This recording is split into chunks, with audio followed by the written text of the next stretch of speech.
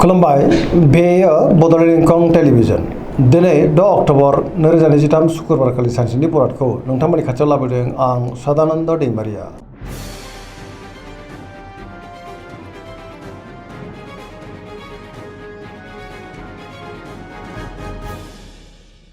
सिगां फरायनो लादों मेष राशि गिबि हांखो अ ल दिनैनि साना जोबोर मोजां गोदान खामानियाव दिनै आखाइ होजेननो हागोन गोसोआव गोथों आरो गोग्गो साननाय फैगोन गियाननि आंखाल जानाय नङा मावनो लानाय खामानिखौ थि समावनो मावफुंनो हागोन गोसोआ दिनै जोबोर खुसि जागोन देहाया मोजाङै थागोन बहानिफ्रायबा मोजां खौरांबो मोननो हागौ रांखावरियाव मोजां बेफार फालांगियावबो मोजां आयाबो दिनै बांनो हागौ गोबां मोजां खाबुबो दिनै मोननो हागौ सोरबा गोजाम लोगोजों बहाबा लोगो मोनज्लायनानै गोसोआ दिनै जोबोर खुसि जागोन न'खराव अननानै फैगोन बिमा बिफानिफ्राय थोजासे अननाय आरो हेफाजाबखौ मोननो हागौ गुबुननि गोसोखौ गोरलैयैनो बोनोबो हागोन गोसोनि बोलोआ बांगोन गावनि गोसोनि साननायखौ गुबुननो फोरमायनो हागोन सेंग्रा सिख्लाफ्रा जोबोर रमान्टिक जागोन फरायसाफ्रा दिनै फरायनायाव गोसो दुंखांगोन आरो मोजां फिथाइ मोननोबो हागोन पजिटिभ एनार्जिनि गोहोम गोग्लैगोन धोरोमारि बिथिङावबो दिनै गोसो दुंखांनो हागौ सरासनस्रायै दिनै साना जोबोर मोजां आरो मोजाङैनो बारग'लांगोन।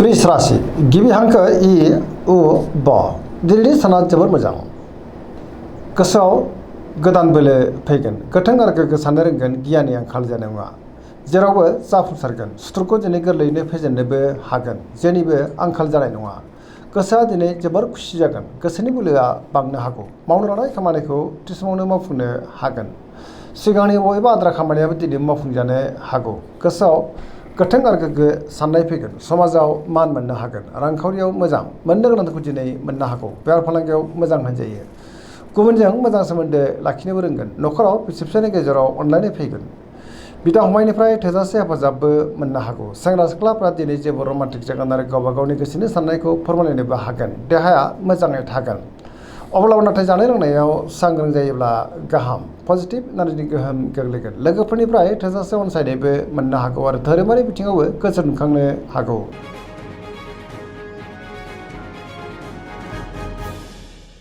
मिथुन राशि गिबि हांखो क स दिनैनि साना जोबोर मोजां गोसोखौ दिनै जोबोर गोजोननाय मोनगोन सोरजोंबा बाख्नाय जानोबो हागौ गोथों आरो गोग्गो साननाय फैगोन पजिटिभ साननो रोंगोन बहाबा थाङोब्ला दिनै जोबोर मोजां आरो मोजाङैनो हान्थिनोबो हागोन सिगांनि बबेबा आद्रा खामानिखौबो दिनै मावफुंनो हागोन गोसोआव गोथों आरो गोग्गो साननाय फैगोन गियाननि आंखाल जानाय नङा मोनफ्रोमबो बिथिङावनो जाफुंसारगोन सोरबा लोगोजों बाख्नाय जानो हागौ देहाया दिनै मोजाङैनो थागोन रांखावरियाव मोजां बेफार फालांगियाव दिनै जोबोर मोजां मुलाम्फा मोनगोन पजिटिभ एनार्जिनि गोहोम गोग्लैगोन लाइमोनफ्रा जोबोर रमान्टिक जागोन आरो गावबा गावनि गोसोनि साननायखौ फोरमायलायनोबो हागोन पजिटिभ एनार्जिनि गोहोम गोग्लैगोन।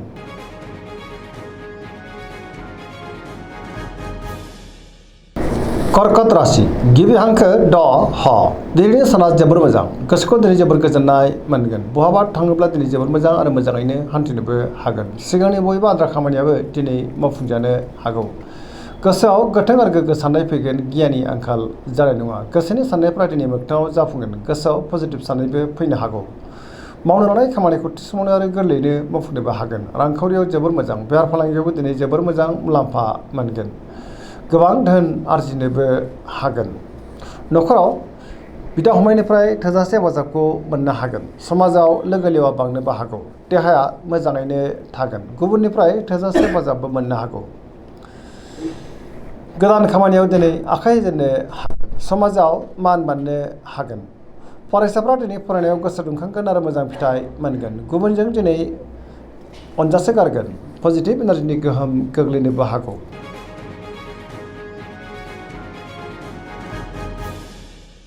सिंह राशि गिबि हांखो म ट दिनैनि साना मोजां आरो गाज्रिनि गेजेरजों बाबेलांनो हागौ गोसोआव गोनो गोथो साननाय फैनोबो हागौ गियाननि आंखाल जानोबो हागौ नेगेटिभ एनार्जिनि गोहोम गोग्लैगोन आरो नेगेटिभ साननाय फैनोबो हागौ मावनो लानाय खामानिखौ मावफुंनो हायोब्लाबो माबा नङा माबा मोनसे गोरोन्थिबो जालांनो हागौ सोरबा लोगोनिफ्राय हरखाबै गाज्रि खौरांबो मोननो हागौ बहाबा दावबायनो एबा हान्थिनो खाबु मोनगोन नाथाय अब्लाबो लामा सामायाव सांग्रां जानांगोन रांखावरियाव मोजां बेफार फालांगियावबो मोजां होनजायो गोसोनि साननायखौ दिनै गुबुननो फोरमायनो गोब्राब जानोबो हागौ गुबुना गोरोन्थिबो बुजिनो हागौ न'खराव अननानै फैगोन समाजाव नाथाय मान मोननोबो हागोन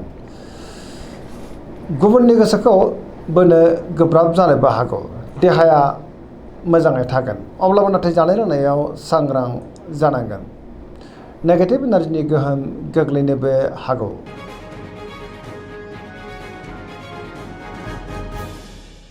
कन्या राशि गिबि हांखो फ थ दिनैनि सानाव मोजां आरो गाज्रिनि गेजेरजों बाबेनलांनो हागौ। गोसोआव गोनो गोथो साननाय फैगोन। गियाननि आंखाल जानोबो हागौ। बयजोंबो मोजां सोमोन्दो लाखिनो गोब्राब जानो हागौ। गोसोआव दिनै गोनो गोथो साननाय फैगोन। सोरजोंबा रायखोमा जानोबो हागौ। रांखावरियाव बारा मोजां नङा। नाङा फाङा खरसाया बांगोन। बेफार फालांगियावबो दिनै बारा मोजां नङा होनजायो। देहाया मोजाङैनो थागोन। अब्लाबो नाथाय जानाय लोंनायाव सांग्रां जानांगोन। गुबुनजों मोजां सोमोन्दो लाखिनो गोब्राब जानोबो हागौ। सोरजोंबा रायखोमा जानोबो हागौ। सांग्रां जानाया गाहाम। सुथुरनि गाज्रि नोजोर थानोबो हागौ आरो नेगेटिभ एनार्जिनि गोहोम गोग्लैगोन। मोनफ्रोमबो बिथिङावनो दिनै सांग्रां जानांगोन।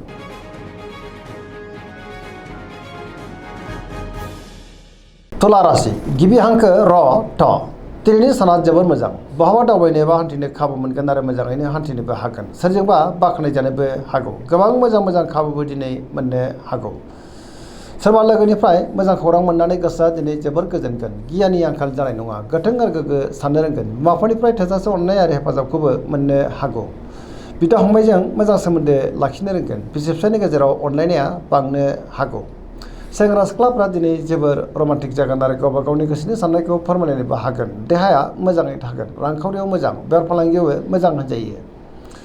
सोरजोंबा बाख्नायजानानै गोसोआ दिनै जोबोर खुसि जागोन। पजिटिभ एनार्जिनि गोहोम गोग्लैनोबो हागौ। सरासनस्रायै दिनै साना जोबोर मोजां आरो मोजाङैनो बारग'लांगोन।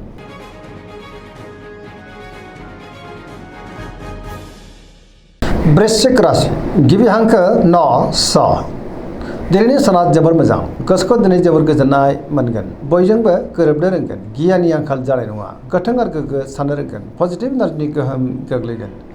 गोसोआव दिनै गोथों आरो गोग्गो साननाय फैगोन। बयजोंबो बाख्नायजानानै गोसोआ दिनै जोबोर गोजोनगोन। समाजाव लोगो लेवा बांनोबो हागौ। मावनो लानाय खामानिखौ थि समावनो आरो गोरलैयैनो मावफुंनोबो हागोन।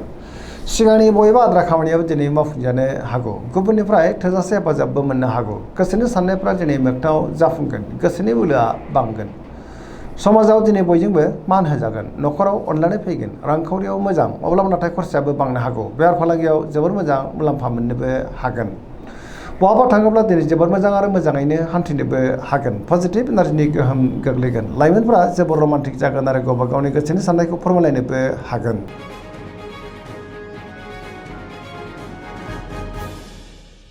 धनु राशि गिबि हांखो ध फ भ दिनैनि साना मोजां आरो गाज्रिनि गेजेरजों बाबेनलांनो हागौ। गोसोआव गोनो गोथो साननाय फैगोन। गियाननि आंखाल जानोबो हागौ।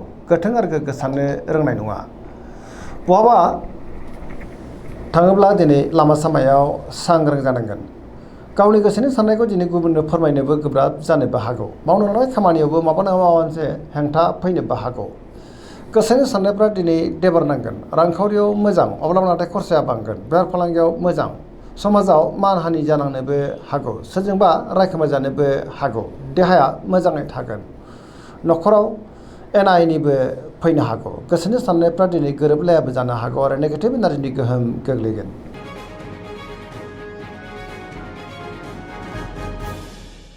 मकर राशि गिबि हांखो ख ज दिनैनि साना जोबोर मोजां। गोसोखौ दिनै जोबोर गोजोननाय मोनगोन। सोरजोंबा बाख्नायजानो हागौ। सुथुरखौ दिनै गोरलैयैनो फेजेननोबो हागोन। जेरावबो देरहासारगोन। गोसोनि साननायफ्रा दिनै मोगथाङाव जाफुंनोबो हागौ। मावनो लानाय खामानिखौ मावफुंनो हागोन। गोसोआव गोथों आरो गोग्गो साननाय फैगोन। रांखावरियाव मोजां। अब्लाबो नाथाय खरसायाबो बांनो हागौ। बेफार फालांगियाव मोजां होनजायो। गोबां मोजां खाबुबो दिनै मोननो हागौ।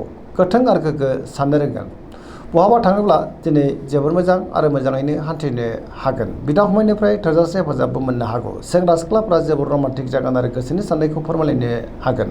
फरायसाफ्रा दिनै फरायनायाव गोसो दुंखांगोन आरो मोजां फिथाइ मोननोबो हागोन।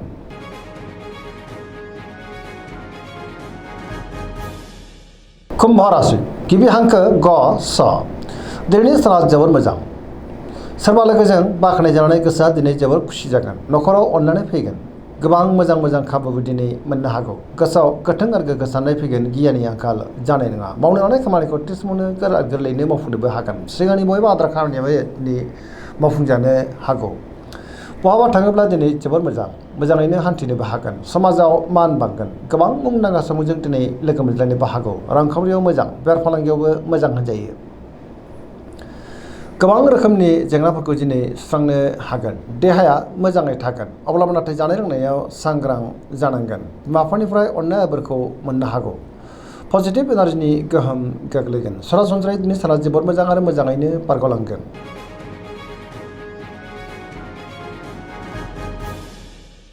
मीन राशि गिबि हांखो ड स। दिनैनि साना मोजां आरो गाज्रिनि गेजेरजों बाबेनलांनो हागौ। गोसोखौ दिनै उसुखुथु मोननोबो हागौ। गोबां रोखोमनि जेंना जेंगोनाजों मोगा मोगि जानांनोबो हागौ। गोसोआव नेगेटिभ साननाय फैगोन। गोथों आरो गोग्गो साननो रोंनाय नङा। गोसोनि बोलोआ लोरबां जानोबो हागौ। गावनि गोसोनि साननायखौ दिनै गुबुननो फोरमायनो गोब्राब जागोन। देहाया बारा मोजां थानाय नङा। गोबां रोखोमनि देहायारि जेंनाजों मोगा मोगि जानांनोबो हागौ। रांखावरियाव बारा मोजां नङा। नाङा फाङा खरसाया बांनोबो हागौ। बेफार फालांगियावबो दिनै बारा मोजां नङा होनजायो। सोरजोंबा रायखोमा जानोबो हागौ। लाइमोनफोरनि गोसोआ दिनै जोबोर रमान्टिक जागोन आरो गावबा गावनि गोसोनि साननायखौ फोरमायलायनो हागोन। फरायसाफ्रा दिनै फरायनायाव गोसो दुंखांगोन। अब्लाबो नाथाय नेगेटिभ एनार्जिनि गोहोमबो गोग्लैनो हागौ। धोरोमारि बिथिङाव दिनै गोसो दुंखांगोन। दिनैनि राशि फरायनाया एसेनोसै। जोबनायाव बेखौनो खावलायो जाहाथे नोंथांमोना सानफ्रामबो जोंनि बे बड'लेण्ड इंखं टेलिभिजनखौ नायबाय थायो आरो साबस्क्राइब खालामो, लोगोसे लाइक खालामो आरो शेयार खालामो। एसेनोसै, गोजोन्थों।